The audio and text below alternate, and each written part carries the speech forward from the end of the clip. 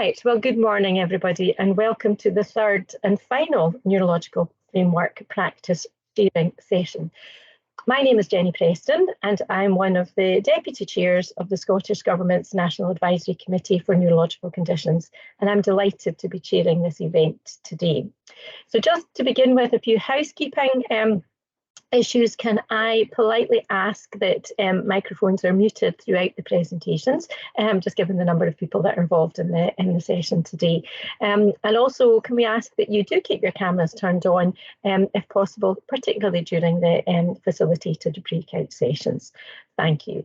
So today's event is about shining a spotlight on some of the work that's been funded through the Neurological Care and Support, a Framework for Action 2020 to 2025. The Neurological Framework was published in December 2019 with a vision to ensure people can access personalised care and support regardless of their condition or where they live in Scotland. Over the past 3 years, Scottish Government has, since October 2020, awarded £2.1 million to 35 projects to improve patient and support. They have been wide-ranging in terms of delivery, geographical areas and conditions covered. Today's event is to raise awareness of approaches taken to improve care for people with neurological conditions in Scotland, and to get others thinking about how they could link to these projects and enhance service delivery. We want to look at ways to continue the conversation beyond these sessions today, and we hope to provide opportunities to explore some of the work in more detail through appropriate networks. Today's session will focus on improving integrated care. One of the key aims of the framework is to improve the provision of coordinated health and social care and support for people with neurological conditions. We will hear briefly from five projects, including a range of statutory and third sector partners. Each project has a limit of only 7 minutes to present their work to you, which we know is extremely challenging, and I will be monitoring very closely. We will hear from the projects in 2 groups, and there will be an opportunity for your questions after each group. Once we've had both groups and both question and answer sessions, then you will be transported by magic into breakout rooms by the wonders of MS Teams technology, where there'll be an opportunity for further discussion. We'll then come back for a final summing up session before closing around 1 o'clock, just in time for some lunch.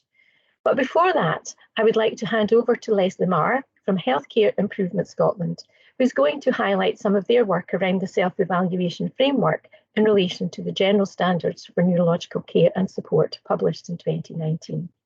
Over to you, Leslie. Thank you very much, Jenny, and thank you to everybody for inviting me today. I'm just looking, I couldn't get in under the normal way I get into Teams, and I don't seem to have control of the slides. So can I just say next slide to people, please? Thank you. So I'm here to discuss the self-evaluation tool for neurological standards, which Scottish Government, under the auspices of the Neurological Advisory Committee, asked Healthcare Improvement Scotland to provide. So there is the opportunity for questions after the 4th session this morning, but please write any questions into the chat, and we've left our email details at the back that you can follow up any questions with. So next slide, please. Thank you. So I thought I'd give you just a little bit of background as to where the self-assessment came from. So Healthcare Improvement Scotland has been for some time looking at a quality assurance system which will support them to assess from the point of view of reviews, inspections, and support NHS organisations, health and social care partnerships, and other organisations to self-assess their own practice and to look at improvement. So the quality assurance system, as you can see here, was designed over a number of years. I think we started designing it in 2012 with many external partners. It takes account of the National Health and Social Care Standards, and it allows it aligns with the Healthcare Improvement Scotland's quality management systems. Now, a lot of NHS boards have a quality management system and they're all quite similar, so it should align with yours as well if you're from an NHS board. We also drew quite a lot of experience from the European Foundation for Quality Management, EFQM, because we were very aware that health and social care partnerships and social care in particular tended to use the EFQM, as do a lot of third sector organisations. So this particular model was the 2020 model, which replaced the earlier model. And what we try to look at is what good care looks like, or what good service provision looks like, and emphasise looking at the importance of leadership and culture, vision and purpose, and the importance of co-designing services with the users of services, their carers, and other people within the community. So next slide, please. So the quality assurance system, very basically, I'll run through this very quickly, is it makes best use of data and intelligence, and we would ask anybody that's using the self-evaluation tool to do that.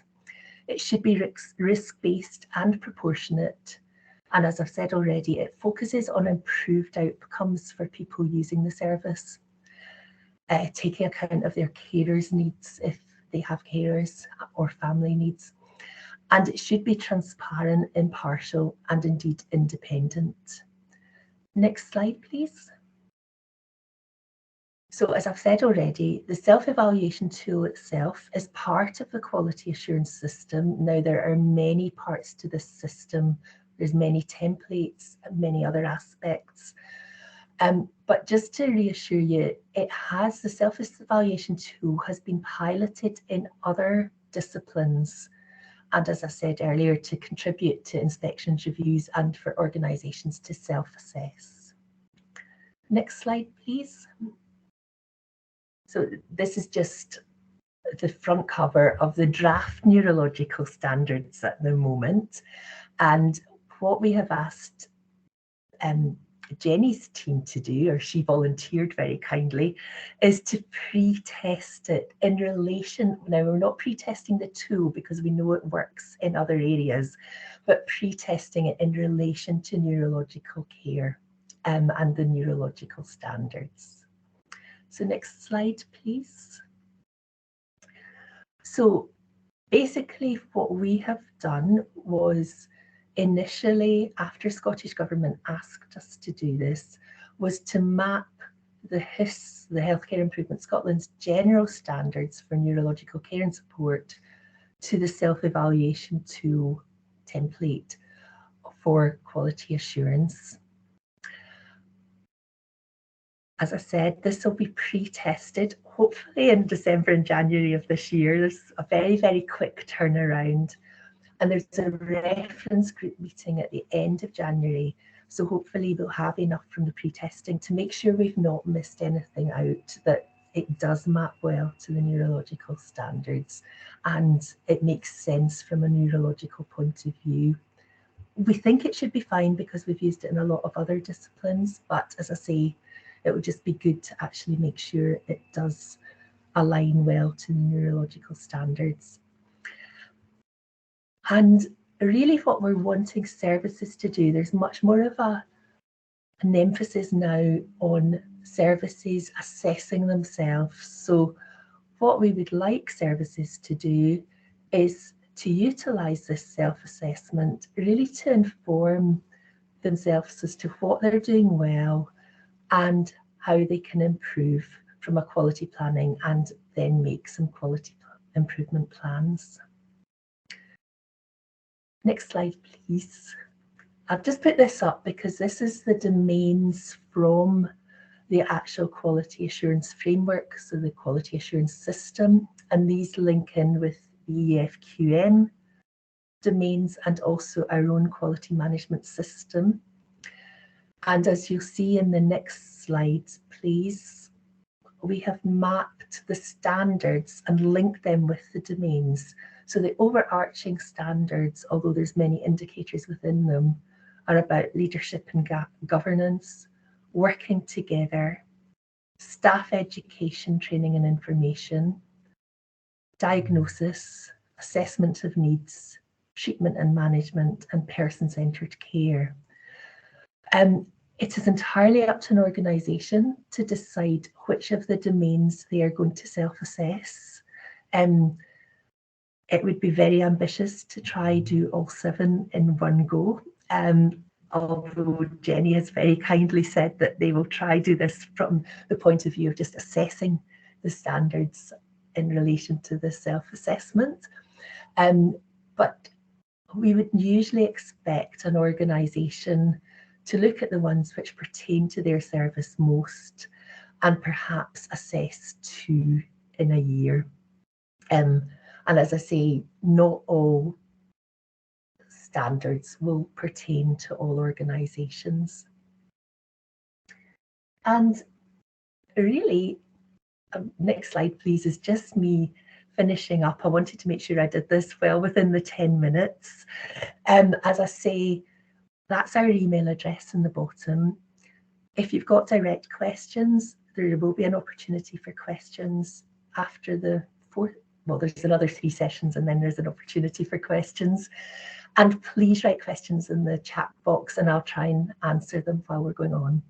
So thank you very much, and please contact us for more information. That is just a very quick run through what we're hoping to achieve. So thank you. Thank you so much, Leslie, and thank you for sticking to time. I'm on a mission today, so thank you so much for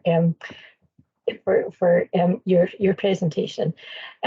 So we can now move on to the project presentations, and our first speaker this morning is Derek Tasker. Derek is program manager, within Angus Health and Social Care Partnership. So Derek, over to you. Thank you. Thanks, Jenny. And Ewan, could you just go to the next slide, please? That'd be perfect. I suppose our project was a little bit unique and a little bit different from most in that we brought very much a nursing focus to our project, and that was to home in on the specialist nurses' skills, the knowledge, and the district nurses' skills and knowledge in their teams, and to bring them together to give a holistic care package to our patients. We focused on MS patients and on HD patients in particular.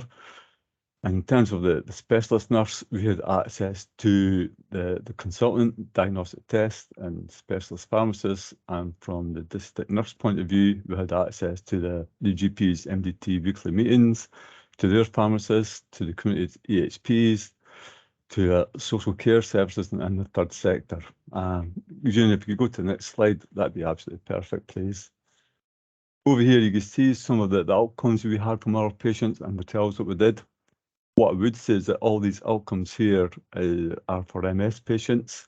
There were 2 models. One was the MS is very secondary care focused, and the HD specialist nurses are very much community focused. And what you're seeing there is outcomes from particularly the MS patients that were reviewed jointly with the district nurse. I think having outputs is great, but I think to make it a bit more personal, I'd like to share with you a couple of case studies. The first one is we'll call Mr. G. He's a patient with progressive disease who has gradually got worse over a period of time, was getting to the stage where he was becoming a bit isolated, and his wife was quite concerned about his mental health. After the review with the district nurse and the specialist nurse, we were able to put him in touch with the consultant who reviewed his case. He had an MRI scan and was then commenced on DMT therapy to reduce and slow down the progression of his disease. He was also given triggers by the specialist nurse in terms of spasticity and how to access services to support that. From the district nurse point of view, she was able to refer him into the continence service and to get help with his bowels and his bladders. She was also able to refer him into the EHPs and OTs who did a full assessment in terms of trips and activities of daily living. But what was really pleasing was the referral into what we call social prescribers, and these are the non-medical prescribers, who were able to put this man in contact with Manshed group, and he's now going there twice a week, so he's getting out and about. So absolutely brilliant. And she was also able to increase his care package from 15 minutes twice a week for personal hygiene to 4 times a week as well. So that holistic approach worked very, very well with this gentleman. He was one of the first ones we did. Later on, I'll give you a second one. That was Mrs. A. She was a lady who stays on her own. She's got symptomatic disease. She's got spasms, tingling, numbness, uses the walking aid. She was reviewed by both the district nurse and the specialist nurse. She, from the specialist nurse point of view, she was referred into the Tayside Orthotic Rehab Centre, and because she was using a manual chair and the walking stick to get out and about was quite isolated. She's now been fitted for an electric wheelchair and is now independent and getting about, which is absolutely brilliant. From the specialist nurse point of view, she was able to refer to a dietitian and to help with her weight management. And also what's really pleasing with this lady too, because it was during COVID and she was quite isolated, we've managed to refer into the Macmillan service, and she's now going to the day centre 2 or 3 times a week as well and getting that social interaction that she really needs. So from the collaborative working, I think that slide there, when I've got collaboration, it's really is about the teamwork. It's the support each nurse have got to give each nurse. It's developing that insight to each nurse's roles and the skills and knowledge and the teams they could bring together. And it's also about developing that trust and that awareness and that informal working, which seems to work very, very well in terms of the blended mode. In terms of feedback from people that have been involved with the service, all the patients said they felt safe or even safer with this approach.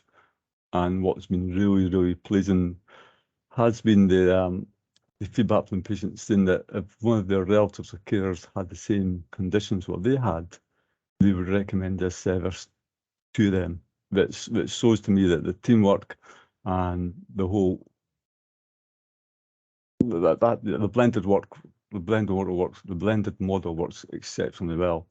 And to contrast that, we had HD patients who were cared for by the HD specialist nurses, and they have a very community-based model. And in terms of outcomes, there's none outcomes from that patient group. They were cared for particularly well. They've got great contacts with the community teams. They've got great contact with the GPs and the specialist nurses, and that's worked exceptionally well. So for us, we need to move. Sorry, can you go to the next slide? Because I'm talking to the next. What we need to do is create a bit of capacity within MS specialist nurses so we could concentrate on those patients with complex care needs. We have managed to secure funding with the MS Digital Champions and MS Society for a 15-month post that will hopefully secure us a business case to get additional support into the MS nurses teams. In terms of learning for us as well, I think it's quite clear that the district nurses spend an awful lot of time doing pre-work and post-work and not enough time doing the assessments. And what I mean by that is the district nurse will review a patient, going to many different clinical systems, contact many people and trying to get a picture of a patient before they go to visit them. They'll do the clinical assessment, it probably takes 30, 40 minutes, and then they'll come back and populate multiple systems in terms of communication and keeping people up to date with what's happening. Right, and it takes 2.5 to 3 hours per assessment for a district nurse, and 2/3 of that isn't patient facing. So there's an issue there. The other thing that highlighted for us was there are patients, quite vulnerable adults out there that are not being captured and are probably at risk of falling through the net as well. I know that Angus Health and Social Care Partnerships doing a lot of work in terms of their adult risks work and how they knit that together. But there is certainly a need in terms of collaboration about taking ownership of people at risk and making sure we've got some kind of way of supporting them, identifying them, and making sure there's a care package so they don't fall through the nets as what could possibly happen. And that's me on time, I think, or even ahead of time, Jenny. So that's Perfect. good news. Perfect. Thank you so much. You're all indulging me, so thank you so much indeed for that, Derek. I absolutely appreciate that there will be lots of questions, so if I can just remind people to pop them in the chat in the meantime, we'll try to answer them, or if you want to just keep them until the question and answer session at the end of this group of presentations. Next, I'd like to invite Hannah Cairns. Hannah is the Chief Allied Health Professional for Midlothian Health and Social Care Partnership. Hannah, over to you. Thank you. Thank you, Jenny. Good morning, everybody. Thank you so much for inviting us along today to talk to you. I have put my timer on, Jenny, because I'm not known for my brevity, so 7 minutes is on the timer. I'll try and get through this. I guess just as that kind of header slide there, I wanted to really acknowledge that although the money came to Midlothian Health and Social Care Partnership, we have worked with 4 other third sector partners and education partners along the way, and I'll explain how we've done that as we go. But it was just really to acknowledge that the team effort here is very much a collaborative approach that we've taken in Midlothian. So just really wanted to recognise that. So next slide, please, Ewan. So the first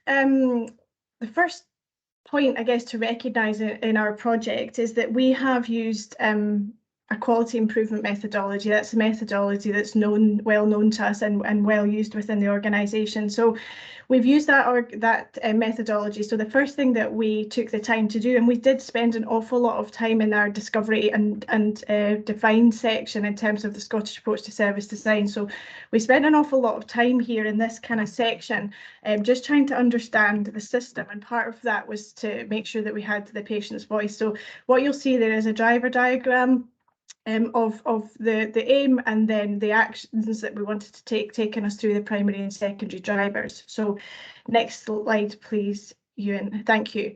So in that define and discovery phase, we one of the things we were really keen to get was ensure that our patient's voice was heard really loud and clear.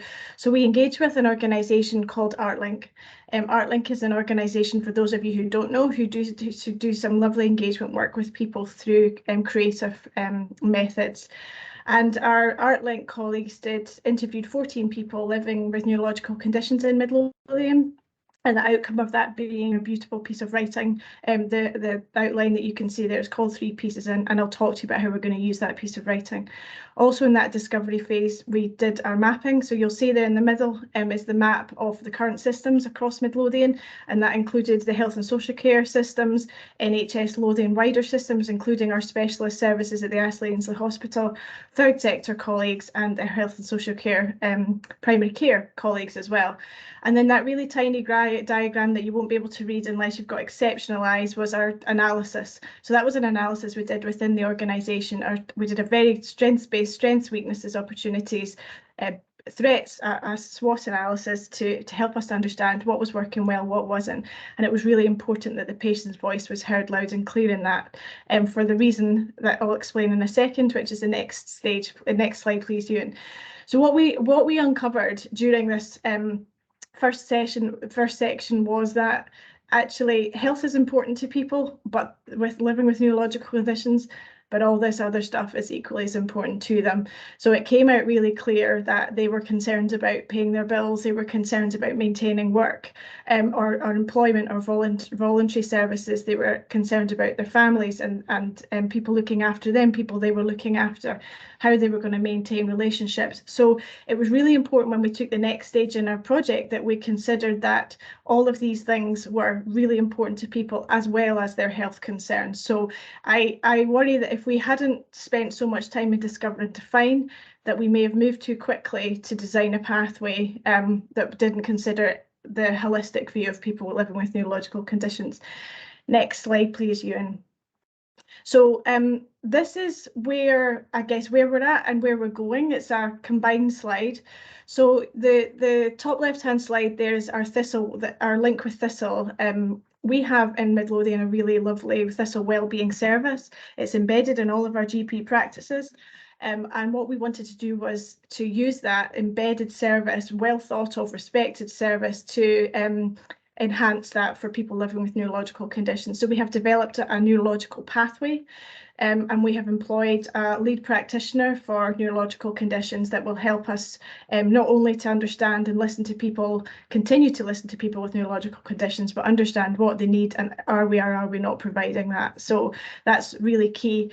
Our work with Cerebral Palsy Scotland is an extension of that. So what we wanted to do there was ensure that people coming through that pathway, for those people with cerebral palsy, we're able to access some additional specialist support, and that specialist support being for them, for their families and their carers and people supporting them to ensure it's sustainable beyond that level of that individual targeted care that we offer. And some of that will be as well around ensuring we have the information we need for some plans, future plans ahead for some digital self-management tools. The ArtLink work I've talked about, and I guess just to extend that, we're going to use our piece of creative writing that we have to do some reflective practice work with our Thistle Wellbeing practitioners, within our project team, within the NHS Lothian neurological team, and others as well. So we're testing that at the moment to see how that goes. And I guess the fourth part is we have a fourth year occupational therapy dissertation student doing her dissertation with us, and what she's going to look into a bit to a greater extent is to use that reflective, to use the creative writing piece again to help us to understand how the enablers and disablers for us to be truly person-centred in our care. And I'm conscious I've only got 1 minute left. Okay, so I think moving on to the next slide, Ewan. So this is our pathway. It's pretty straightforward. It's very much about people identifying those living with neurological conditions that need some additional support, a referral to us, and then on the receipt of that referral, the intervention takes place. In Midlothian, we use something called a good conversations model, which is around having a holistic conversation with people as a strengths-based, outcome-focused approach. And the extension beyond that will be for those with cerebral palsy also get access to working with colleagues there who have also been doing some work with us on good conversations approach.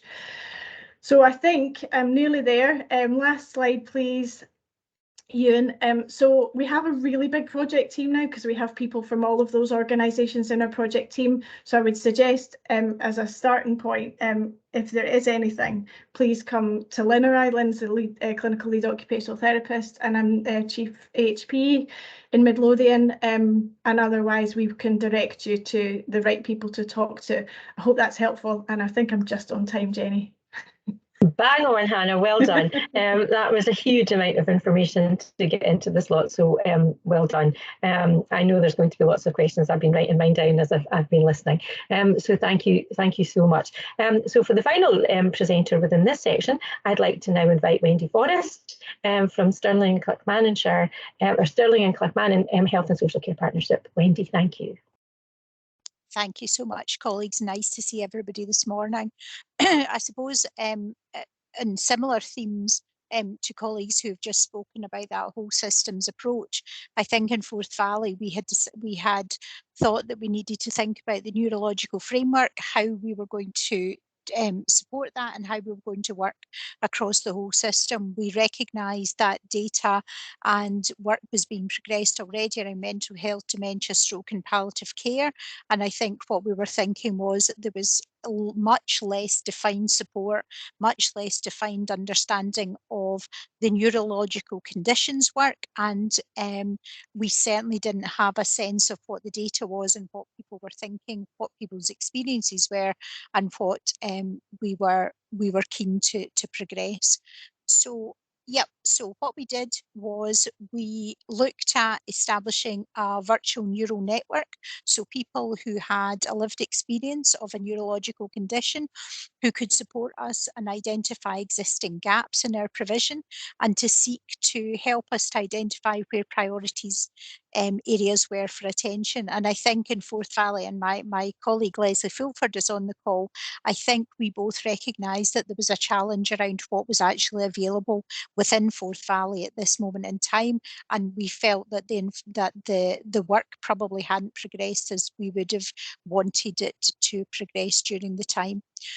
So we wanted to scope out what our local service provision was for people with neurological conditions, and I think we wanted to seek to produce some kind of signposting directory. We wanted to align back to the self-directed sport legislation, to, as my colleague from Midlothian has just talked about, that asset-based assessment and those good conversations with people.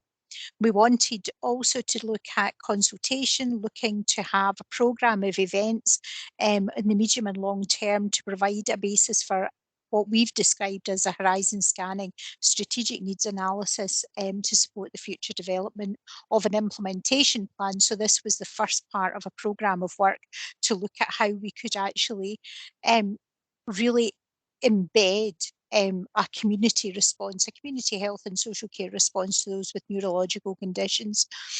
And what we wanted was to be absolutely clear that we engage people affected by neurological conditions through established local networks, for example, and my colleague has already mentioned the carer support services, as well as condition-specific organisations working within Forth Valley.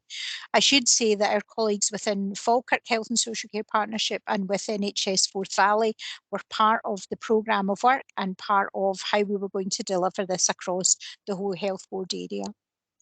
So we created a job description for the post, we advertised it as a temporary basis across a range of people where we would normally advertise these posts, and it was for a 6 months post. I have the next slide, please, Ewan. Thank you. So disappointed to say that we actually had one or two applicants, neither of whom were suitable for the post. So I had asked my Scottish Government colleagues if I could present today, because actually I think it's great when we present where things have worked. And I think what we wanted to say was actually this didn't work for us. The approach that we took, we could not recruit into that post. And my sincere thanks to Scottish Government colleagues who have stuck with us. We have gone back to job to see if we can increase the salary for the post, and they've also given us additional funding to allow us to run the project for a year rather than for the 6 months. We currently have gone back. We have 3 employers within the Health and Social Care Partnership within Clacks and Stirling, and so we've gone back to all 3 of them to reevaluate the grading of this post. So to be fair, what we've achieved at this moment in time and the learning has been actually, what is it that's not attracting people to this post? What is it that, because we were really keen to have somebody with a lived experience who actually would lead and develop this work and have these hosted events and to work with people with a lived experience, our third sector partners, as well as within the Health and Social Care Partnership. And actually, as I say, we've advertised twice and we have been unable to fill the post, which is really disappointing. So within the question and answer session, I would be really keen for feedback around why people think that's been the case. I know that Leslie, who's on the call, had reached out to the Neurological Alliance to seek if there was anybody that we could second into the post, and we worked closely with our quality colleagues within NHS Forth Valley to see if we could bring in a student or to bring in somebody on a temporary basis to look at that quality based work. So in a sense, we're in a touch of limbo in Forth Valley, in that we haven't been able to recruit into the post. Could I have the next slide, please? Thank you. So as I say, what we still want to do, and we are still getting support from our Scottish Government colleagues, which I'm most grateful for, we still want to do the work around having a local neurological network and to work with wider community planning partners as to what matters to people living in our communities. We understand through the pandemic the impact on access to primary care, access into hospital services, and also the closure of things like respite, and in terms of those day services, day opportunities for people. We want all partners to work safely and incrementally prioritise the resumption of neurological services that have been put on hold due to the pandemic. And we want to provide a real opportunity for people with neurological conditions to be in a better position to understand the direct effects, the unintentional consequences, the impact of service deliveries for those concerned. We need for our partners to understand the impact of neurological condition, whatever it is, the functional impact, and also the impact for people being able to live independently and actively in their communities. And we want to co-produce that information and offer training. So those are kind of the next steps once we've done the mapping to keep us going. So the next slide, please. Thank you. So I suppose our plea to colleagues around this call today and your wider network says we still are really keen to recruit somebody dynamic into this post to deliver on what we think are quite ambitious priorities. And I know our government colleagues are keen to see us use this kind of old school community development co-production approach to how we can support people in our communities. So if you know somebody, please get in touch. Thank you very much, colleagues.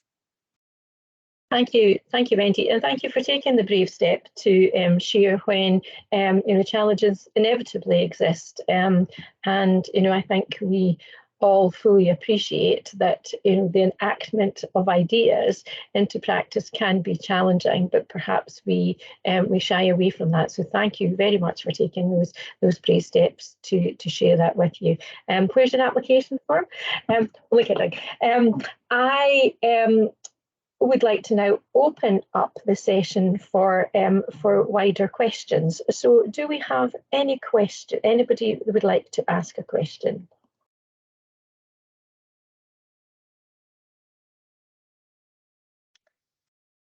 No? Okay, in that case, then I will take the chair's prerogative. Hannah, I would like to ask about the work that you did. I think it's really exciting and really quite envious in terms of you being able to get to this stage. And one of the biggest challenges that we often have is around facilitation. And sometimes when you're too close to a service, it's hard to be independent and objective and able to have the conversations that need to be had. Could you tell us a little bit more about how you organise the events? Did you have external facilitation, or how did you make that work so successfully? Yeah, so in terms of the engagement with people living with neurological conditions, Jenny, we actually commissioned that directly to ArtLink. And the reason that we did that was so that there was a separation for people. As you all know, people living with neurological conditions have got really strong relationships with the people that support them. And therefore to appear to be critical of that can be really difficult for them. So we felt it was really important that it wasn't us that was asking the questions, that was done through ArtLink. And again, just from the point of view of they come, from a very different perspective than us, and the lady who actually did the interviews has very skilled facilitator, but she also is living with a neurological condition herself. So as a degree of I guess credibility, empathy from her perspective, as well as actually be able to stand and live in those shoes. So we felt that was really important when we looked at doing our commissioning for this project, was that we wanted people to be really open and honest with us, and to feel that they weren't being openly critical. We wanted it to be as open and honest, as transparent as we could. So that was, and that's really come to fruition. The piece of creative writing is extremely powerful. The more you read it, the more powerful it gets. Does that answer your question? Sorry, I'm on mute. Yes, thank you so much. That's incredibly helpful. I'm just wondering if there's maybe something that you and Wendy could do in terms of linking up as well, in relation to some of your experiences. George, I see you have your hand up. Would you like to give us your question, please? Oh, I think you're, are you still on mute too, George? Right. There we are. Thank you. Hi, Hannah. Good to see you again. I'm reminded of the really good piece of engagement you did with polio survivors some years ago. Just a quick question. Because we're looking at pathways for PPS, a colleague in the British Polio Fellowship is working on that. where can we have sight of your neurological pathway?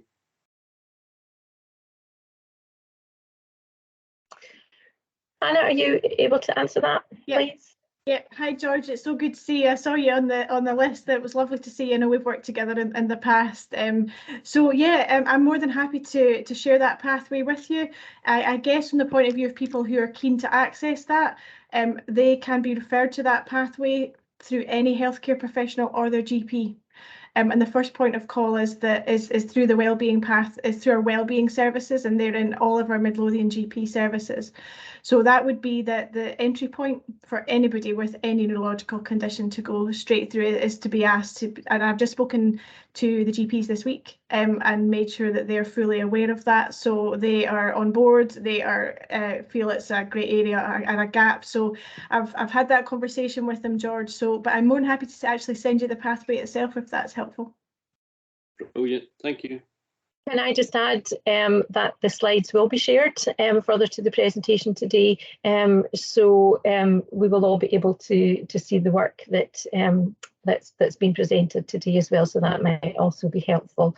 Thank you, George and Hannah. Any other questions? We're incredibly quiet this morning. Alice. Hi, thank you. Yeah, it's a question for Wendy actually about the recruitment, and I know you went through us and we tried to put it out for secondment, and I just wondered which other channels did you use, and yeah, just essentially how else did you go about it? Hi, thank you. We put it out through all of the recruitment that we would normally do, and we reached out to yourselves within Neurological Alliance to see if you could support us. But we went through My Job Scotland, which is where local authorities would like, and we went through NHS Forth Valley's recruitment channels as well as using social media. We went out through our Twitter account, which is supported by both councils and the Health Board as well. Thanks, Alice. Thank you, Wendy and Alice. I see, Wendy, that there's some other interest in terms of your job description in the chat. So let's hope that this event helps to promote that opportunity as well. Hannah. Yeah, hi, Wendy. I just wanted to guess to I don't know if it will be helpful or not, but we struggled as well with recruitment. I know how long it takes in NHS and local authorities to get posts through. Our approach was to commission out that work to a third sector organisation that was already in the set. I don't know if that's an option to you, but that was the quickest way that we managed to get around it, so that we basically could sort of circumnavigate the NHS systems for recruitment, and went through our third sector colleagues. They seem to be much slicker at it than we are. Thanks, Hannah. That's really useful feedback. We did consider that, and I think what we considered, and one of our challenges was, we weren't entirely sure if we went with one condition-specific organisation, we would be limited in terms of what we were able to do across the whole system. So we took it as very much a whole systems response. I absolutely take your point, and we have 2 local authorities and a health board to get posts through, so that just adds another layer of complexity. But yeah, it's a good shout. We did consider it, but that was where we decided not to kind of progress it in that way, because we didn't want to lose that whole system's neurological response. Thank you. Thank you. Richard, did you have your hand up and take it back down? Do you have a question? I'll let Susan go because I'm conscious that we're short of time.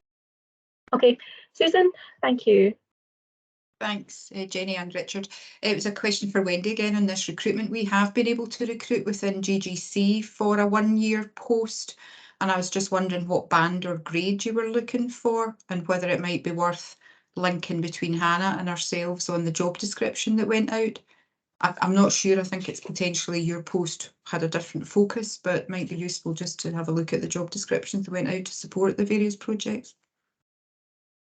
Thanks, Susan. I think that would be really helpful. We came back a band 6, and we've gone back to see if we can get a band 7. Yeah, just a band 7, certainly. Yeah, But if you were prepared and willing to share your adverts, that would be super helpful, Hannah and Susan. Thank you. Okay, thank you. It's great to see all the connections being made and such a supportive community as well, because I think that is one of the things that we absolutely recognise, that the projects have been funded at an individual level, but we absolutely are committed to building that sort of spread and sustainability. So it's great to see this networking happening before our very eyes. We still have a couple of minutes before we move into the second group of presentations. Are there any other questions that anybody would like to ask at this stage? Yes, Richard. Okay, thank you. Yes, question for Derek. And so yesterday at the digital session that we had, there was a lot of there was some discussion about linking clinical services to services that are out there that are supporting people's well-being, and the question of knowing what's out there. I just wondered, with your nurse-led model, how you overcame that challenge. That's a hard question to answer, Richard. What I would say is that the local knowledge that the nurses have about the services that are there, the networks that they've developed over the years that have been in post, have been a great asset, and we've predominantly used those networks to highlight and to bring others into the NDT and to work it that way. And without that, which has been a great gift, I think we would have struggled to have the success that we've had.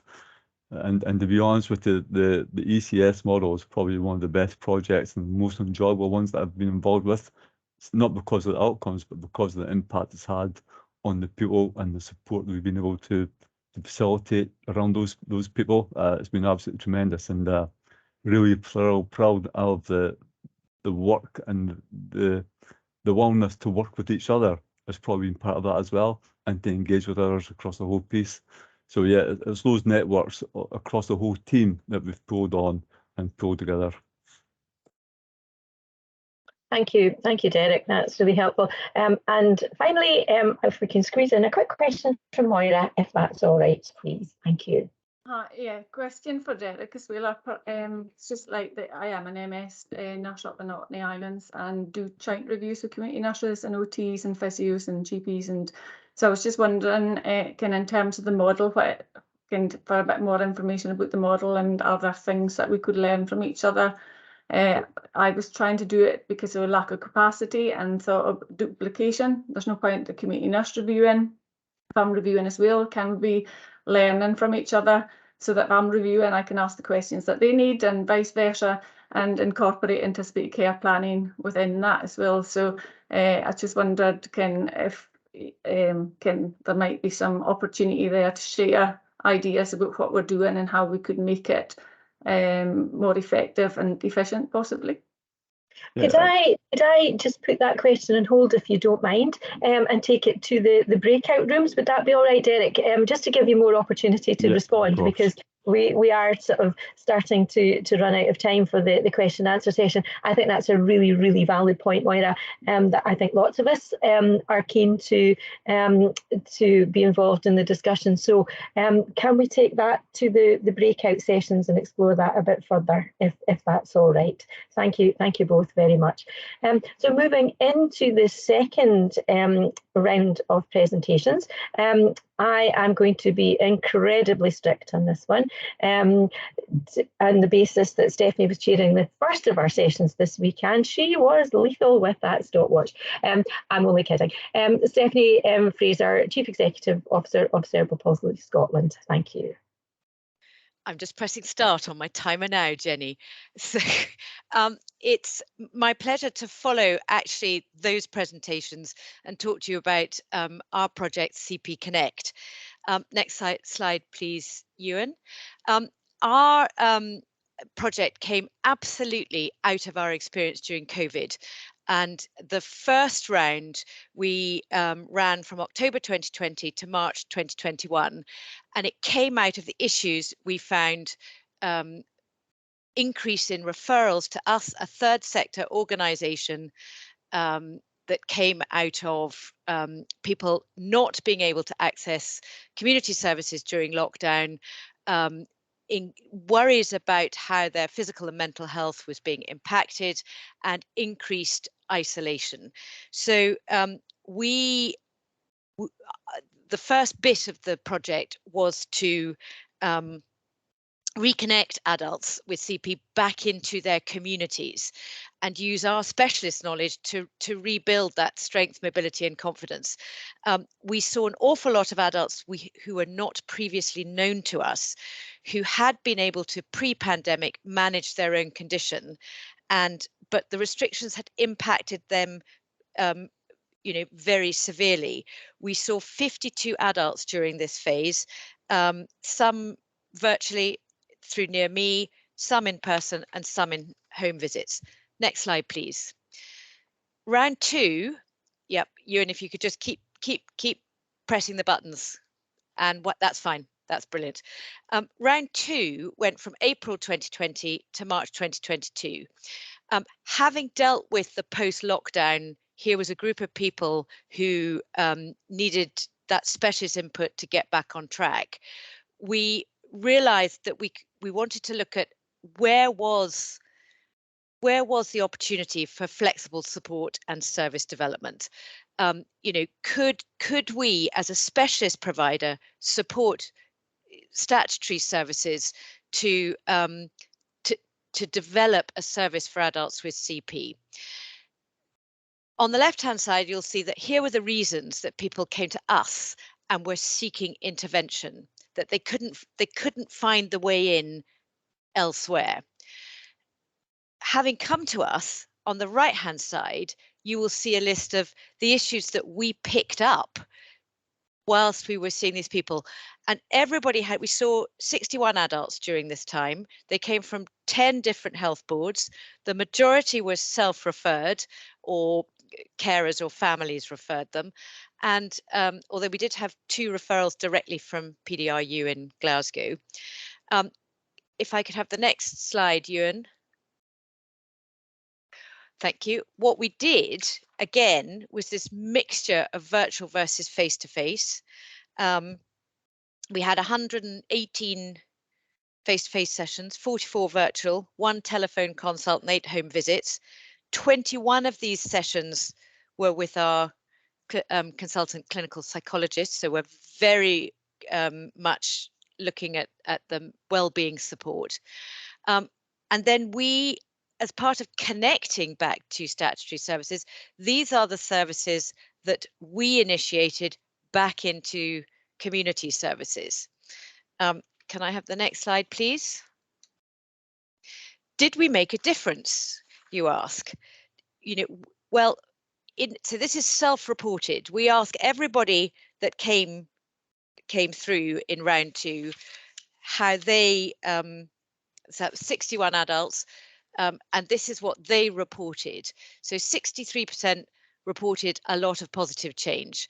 Nobody said we didn't make a difference at all. And what we were particularly pleased about was how we monitored, was this improvement maintained? How was our support as a specialist service maintained in daily life 6 to 12 months on? Now, this was difficult because we were doing this to report to Scottish Government at the end of March 2022.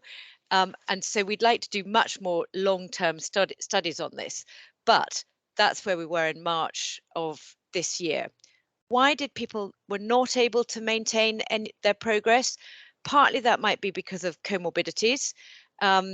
It might be because something happened that they weren't able to remain active. So, for example, bad weather, very topical today, icy, not being able to get out, no access to amenities. And the other thing that we picked up was this support for carers and PAs, and the turnover that was experienced by people and the loss of skills and knowledge for those supporting people with CP was really key to not being able to maintain progress. So next slide, please. Okay, round 3 started in April 2022, so we've just started. So having had rounds 1 and 2, where we as a specialist service saw a number of adults that came directly to us for input, we realised that the answer is not that Cerebral Palsy Scotland provides therapy for every adult with cerebral palsy in Scotland. What we really wanted to do was to work with partner health and social care partnerships to how do we support community services to better understand the issues surrounding people with for people with CP, and also to, you know, how do we initiate that specialist input and community services. So I'm delighted to say that we are currently working with, surprise, surprise, Hannah and her team in Midlothian, and Wendy and her team in Stirling, Clacks, and actually NHS Forth Valley and a bit of Falkirk as well. As we have just heard from Wendy and Hannah, there are very different challenges in each area, and therefore understanding how we can fit in and support each area and bring our knowledge of rounds 1 and rounds 2 into supporting the development of these community pathways is what round 3 is all about. So success for us will be that people with cerebral palsy in their own areas have access to specialist support, and that professionals in those areas are able to refer back to us when they need to. We are, I suppose, we're disappointed in how much time it's taken us to get to where we want to be in round 3, but you know, in the interests of sharing the challenges, you know, that's the most difficult thing. But with Wendy and Hannah and their teams and our team, I'm sure we can make progress. I know my time's up, Jenny, before you tell me. So I just want to say thank you. And I also want to say that my colleague Claire Macmillan is on the call, and you know, I just write the presentations. She is part of the team that actually delivers the work. So happy to take any questions. Thank you. Thank you so much, Stephanie. And I did hear that alarm ringing in the background, totally synchronised with mine. So we're definitely on the same page. And it's great to see how these projects are already starting to connect. This feels very positive and very exciting. We will take questions at the end of the session if that's okay. Derek, we're getting value for money from you today. Would you like to come back for your second presentation of the day? Thank you. Thanks, Jenny. And can I just say that doing these presentations is probably one of the most challenging things I've done in the programme so far. Yeah, but we'll see what I could do in 7 minutes. Eugene, can you go to slide 2, please? In Tayside, we decided to go down the route of developing a collaborative, a learning and improvement collaborative for those people interested in neurological conditions. We were going to use the improvement methodology of the very simple one of plan, do, see, or plan, do, see and assess and tweak. To do this, we were going to set up learning sets. In fact, we did. So we had 2 learning sets. One was looking at what the issues were in terms of improvements and what was stopping the quality care for our clients or our patients, and the second one was to look at the solutions. So we decided to focus on the transitions of care. So in terms of the framework and the themes, there's the sharing practice, the quality of access, the data and collaboration, workforce development. We thought that transitions helped with the commitments within the framework, and particularly the priority ones, and also touched on many of those themes. Just to say that working with teams, I mean, we started, that was a year and a half, 2 years ago. It was very difficult. We were not as skilled as what we are now. Knowledge of it and how to use it was vague in Tayside anyway. And that coupled with COVID and the reactions and the peaks and troughs of resources and people being realigned to different jobs and different roles made pulling this together very, very difficult. We then decided to not proceed with the collaborative, but to go down the route of projects and focus on the projects with the solutions that people had come up with from the 2 learning sets. Can you go to the next slide, please, Ewan? So some of the things we have done, some of the achievements we have got are those on the left-hand side, and just to say that these in herself have been quite challenging to take forward and to get implemented within the organisation. The ones we're progressing are still quite challenging. The Penguin and Prom one is really about leasing capacity, and all the discussions today have talked about not just resources but capacity as well, and that's what we're trying to do with this IT system that we're trying to bring in. We're developing the epilepsy dashboard, which was talked about yesterday, and that's joining up different data from different systems to give a more holistic view of risk of the patient. There's two services that are probably quite really passionate about are the rehab services and the redesign that we're taking forward within the service. We're hoping to have a nurse consultant and AHP consultant lead the rehab service from in patient first touch, from the acute episode through to the transitional phase of rehab within a hospital setting, back into the community setting, and then into the partnership with the third sector as well to support that patient or support these people. That itself has been quite challenging as well. It does take a bit of time, but we've now have a service needs analysis booked in for next week actually, which will help define what it is we need and what roles these and level of responsibility these people have, what roles they'll have, what networks they'll need to develop, and how they take forward that rehab service across the whole of Tayside and not just on just not Dundee. The other thing I'm really passionate about and what I think is really quite innovative is the neurological and stroke hub. With this, what we're trying to do is develop not a service-based system, but a needs-based system, and not a referral, but a request service. This is in partnership with the local authority and the leisure centres, and such as Angus Alive and Dundee Culture and Leisure, with the third sector organisations, such as the wellbeing organisations, Tayside Hospital Arts, Go Active, Disability Support Scotland, and with the health services as well. And what I mean by the health services is predominantly allied health professionals, and having allied health professionals at a place where people could be assessed, get a global screening assessment done, and then directed either into generic classes and activities that will help support and maintain either rehab or maintenance, or get directed and straight access into technical and specialist service offered by OTs, physios, nurses, and others as well. That in itself has been an absolutely massive thing to try to pull together. We did do a trial of 6 sessions, 1.5-hour sessions within a very small area within Angus. The feedback from that was excellent. We had 8 people going to Tayside Hospital Arts. We had 4 people going to Leisure Active Services, 4 people into the social prescribers and the non-medical prescribers, and every single person was reviewed by the wellbeing service and had contact and peer support to those processes. The thing that probably didn't work as well as what it could work was the health side of things and the global screening.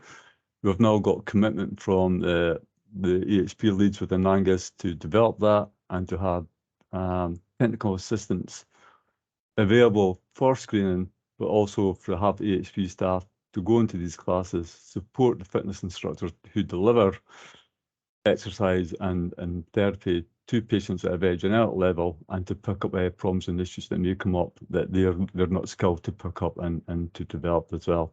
So we're very keen to go away from a referral and the issues that come with that, and develop into a needs-based service that's led by the community and led by those people with neurological conditions.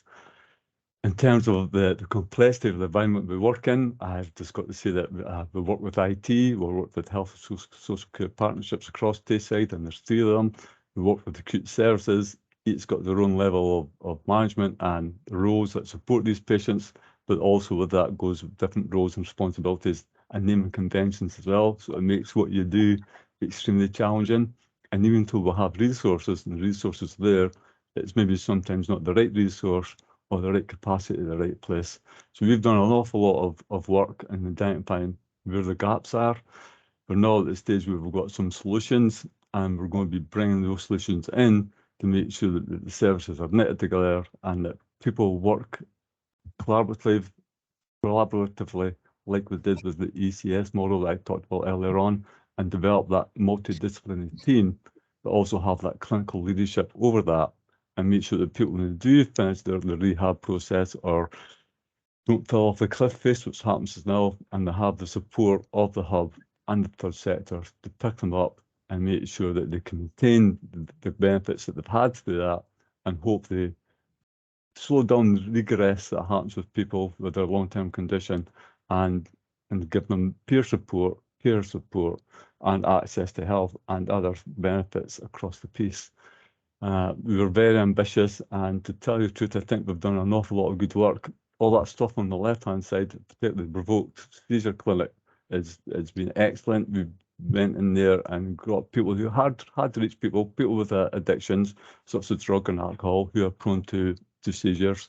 And we've worked with the ED consultants and registrars, with emergency admissions, with the medical wards, with mental health colleagues, and we went from having access to maybe 20 or 25% of these patients to well over 60% of these patients now getting support from an epilepsy specialist nurse, which is absolutely tremendous. And that's all down to the specialist nurses being motivated and wanting to see this work. I think I'm probably time up, Jenny. You're going to be saying to me. So what I would say to you is that this is, yeah, any questions, and please get in touch with you. Thanks you. And there's so much to talk about in 7 minutes. Honestly, doesn't do justice what we've got to do. We fully appreciate that, and the purpose of today is just to give some taster sessions so that we can share with everybody some insights into the projects, and then we will look to see how we can build on these conversations in a much wider and fulfilling sense, if you like, so that we can do justice to all of the work that's been undertaken. So thank you for giving us that sample and that taster. Moira, I'd like to invite you for the final presentation of this session today. Moira is MS and MND advisor in NHS Orkney. Thank you, Moira. Hi there. Yeah, first of all, I would like to say that this project objectives were informed from an earlier scoping project that we did through round 1 of the Neurological Framework. So there was a lot of information gathered. We did a survey monkey, and we gathered information from people with neurological conditions, their family and carers, as well as people who provide services to them. So that then informed what objectives for this project. Our project team was a very small project team. We were very part-time, so there was 2 project leads, myself and the Parkinson's practitioner, both 5 hours a week for the 18 months of the project. We were joined by an occupational therapist for 3 to 6 hours a week, and she was with us for 14 months. And then for the last 7 months, we had a project administrator for 5 hours a week. Next slide, please. So what we did, we developed a local digital electronic resource providing information on neurological conditions and sources of information and support. So that was both local and national support. Excuse me. The slide here says that's in publishing, but it's actually live now, although there's little tweaks to do in it yet. We also developed a pathway for cognitive impairment and or behaviour change in a person with neurological condition. So this was developed in alignment with clinical standards and guidelines, and it was tested throughout, and we gained feedback from stakeholders throughout that development as well. We also have organised neuropsychology supervision sessions with NHS Grampian neuropsychologist to provide ongoing education, support and supervision for our local clinicians. We've delivered anticipate care planning education, both again locally and nationally, and offered and provided shadowing experiences, and that was done quite commonly through joint reviews with community nurses and OTs. Through that process of discussion about and raising awareness about anticipate care planning, it became apparent that there was a lack of clarity sometimes for people on the ACP process. So we created a pathway or a standard operating procedure to make that clearer. And it also became apparent that our NHS Orkney ACP pro forma was in need of a review. So we've reviewed that and made improvements to that, again with stakeholder feedback. Next slide, please. So the benefits achieved to those with neurological conditions, the electronic resource will provide access to reliable information on conditions and what to expect from services. It also provides information on general well-being and health, like eating well, sleeping well, and that will grow as we get more information and we get feedback on it as well. The cognitive and behavioural change pathway, that will be providing access to timely, safe, effective care, treatment and support by the right service. And anticipated care planning element of our project has increased opportunity to consider and discuss and record wishes through the development of anticipated care plans. There's also benefits to those who provide the care and support, and it's providing us with access to reliable information, and it's much quicker to get that rather than having to search yourself, because now we know it's on our NHS Orkney website. It provided us with, or the project provided us with dedicated time to engage with stakeholders, sharing and developing knowledge on neurological conditions, resources available both nationally and locally, and also services, and it allowed us also to link with other work streams, for example, the frailty project and also delirium pathway.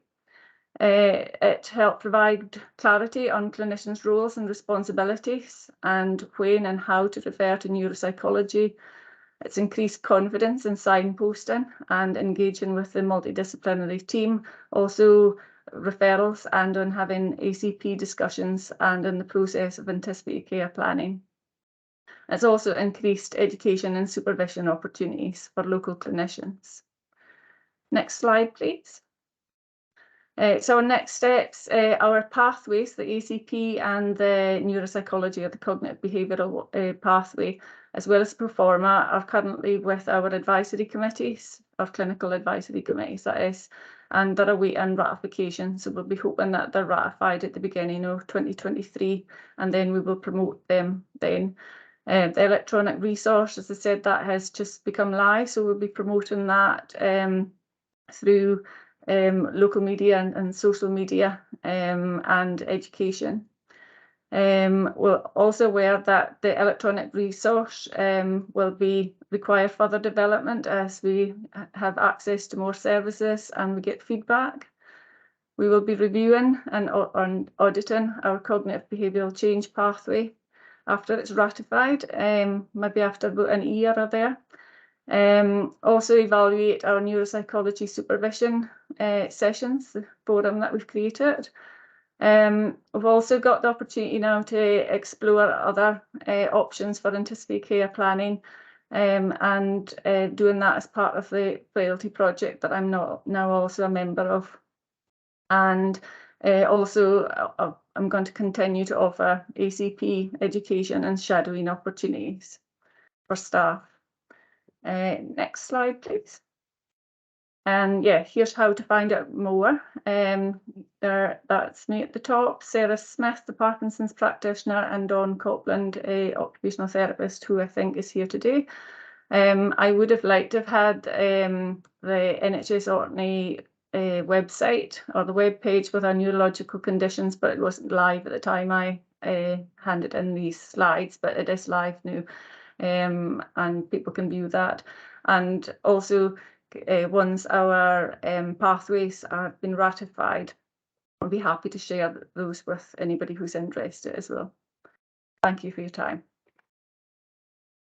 Excellent, Moina. Thank you so much, and thank you for keeping us to time. Well, I don't know about anybody else, but I'm feeling incredibly overwhelmed by the amount of excellent work that's going on within the neurological community, and it's excellent to hear all of this. So, wow. Can I quickly ask for some questions to the specific presenters at this point before we move into the the breakout rooms. I know that we're all keen to start to figure out how we learn from the projects we've heard about today and how we move that forward at scale and at pace. But if I can just invite questions to the individual speakers at this stage, then that would be helpful. Now, somebody is already asking, Tanith, would you like to come in, please? Yeah, hi, this is really a question from Moira. I'm so pleased to hear about the cognitive impairment and behaviour change pathway that you've developed. It's a really missing area in neurological care about those mental health impacts, and particularly around cognitive impairment and dementia and difficult, challenging behaviour. I was really wondering how you and the Parkinson's practitioner, when you're assessing people, what you're using to trigger putting somebody onto that pathway, if you like. I think I can't speak for the Parkinson's practitioner, but for myself, I ask about cognition when I do a review, and the pathway, the initial step in it is kind of if there has been a change in their behaviour or their cognition, and then the next step is excluding any like deliriums or urine infections or something that can be, and then it's pulling the team together actually. So I think previously we were concerned that there was maybe lots of people were noticing little changes, but nobody was pulling together to actually share these changes. So I think the key thing in that, in the pathway, is pulling the team together, reporting it, pulling together. Has other people noticed this? Making a plan. What can we provide locally? What tests do we need to do? What things do we need to exclude? And if it's creating relationship difficulties, functional difficulties, and safety difficulties, what we need to do as first steps also that agree, and then does this need neuropsychology referral?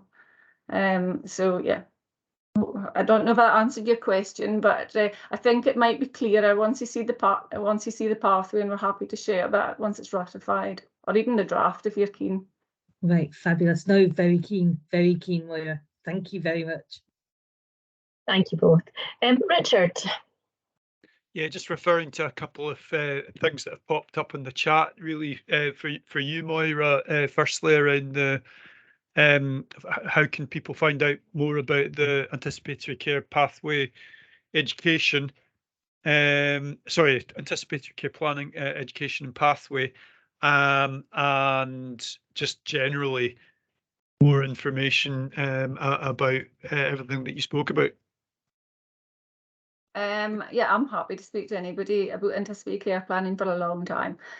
So yeah, it's something I feel very passionate about. So yeah, they can drop me an email and we can arrange a Teams or a phone call, whatever, and I can see what information it is that they want, and hopefully help provide that or help support that.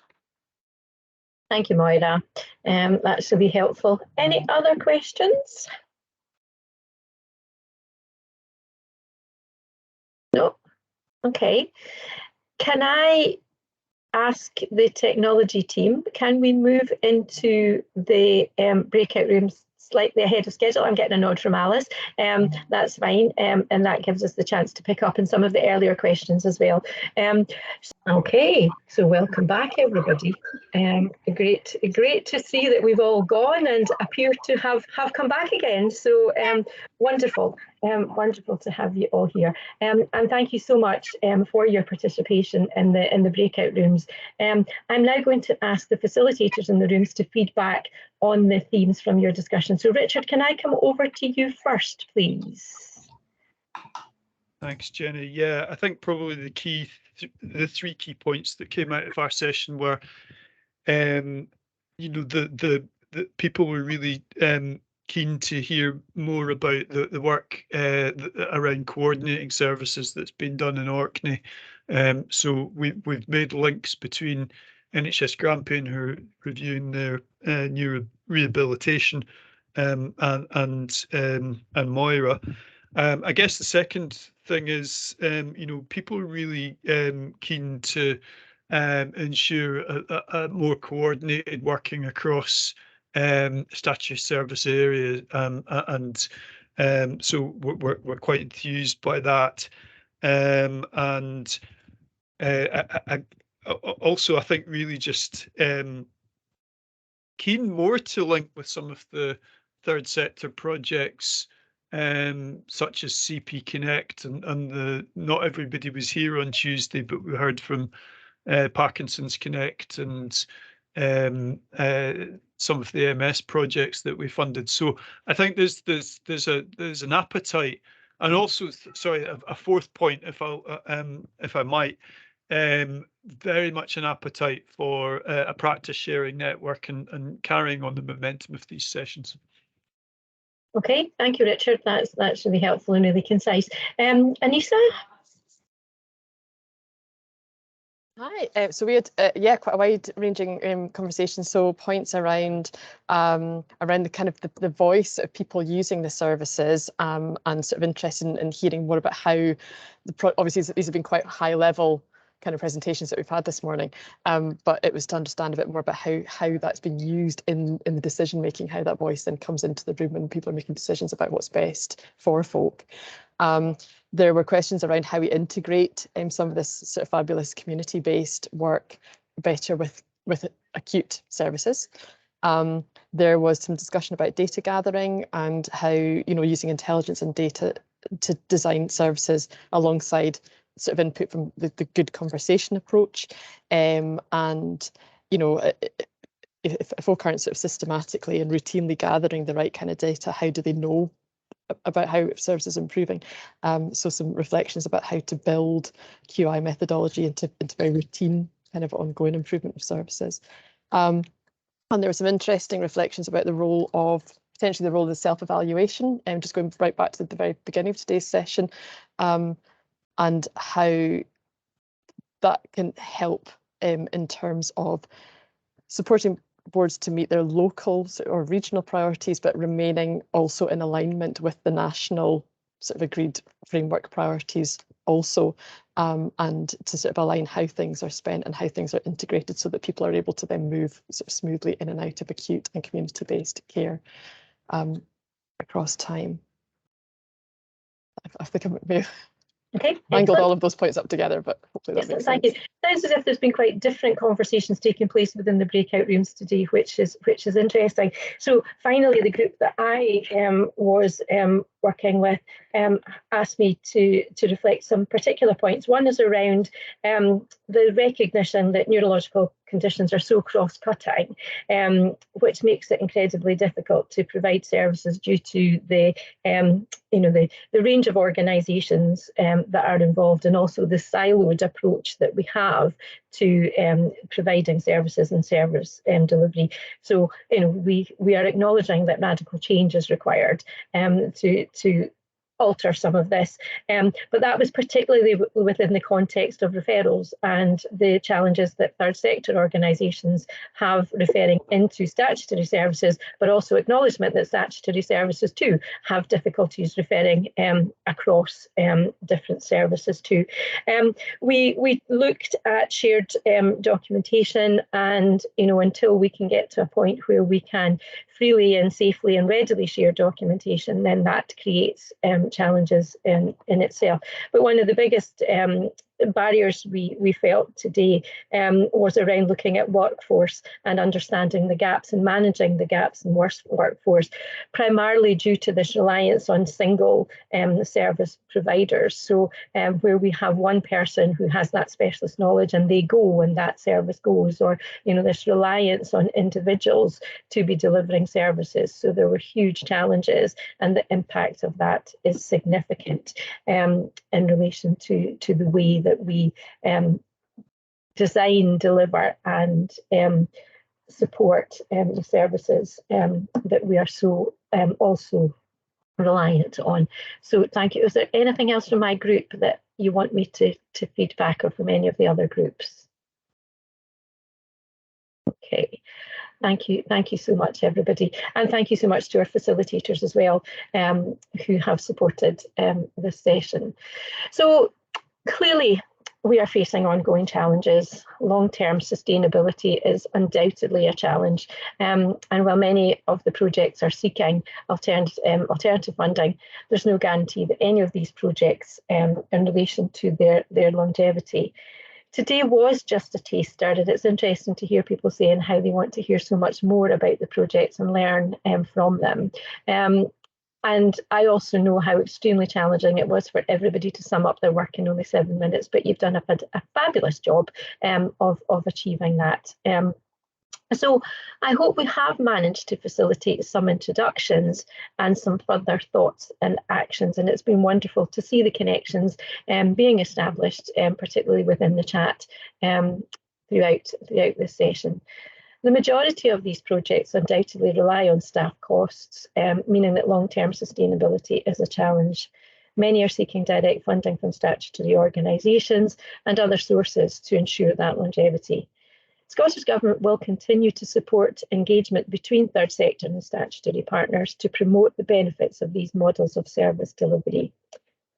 In terms of next steps, there will be an evaluation form circulated to you all after today's event, and we do genuinely invite you to fill this in and return it, because it's really helpful. We're testing this approach with these sessions, so we do absolutely want to hear the good bits, but just as importantly, the bits that you feel need to be revised or reviewed as we move forward, so that we can meet your needs as best as we can regarding future sessions for other funded projects.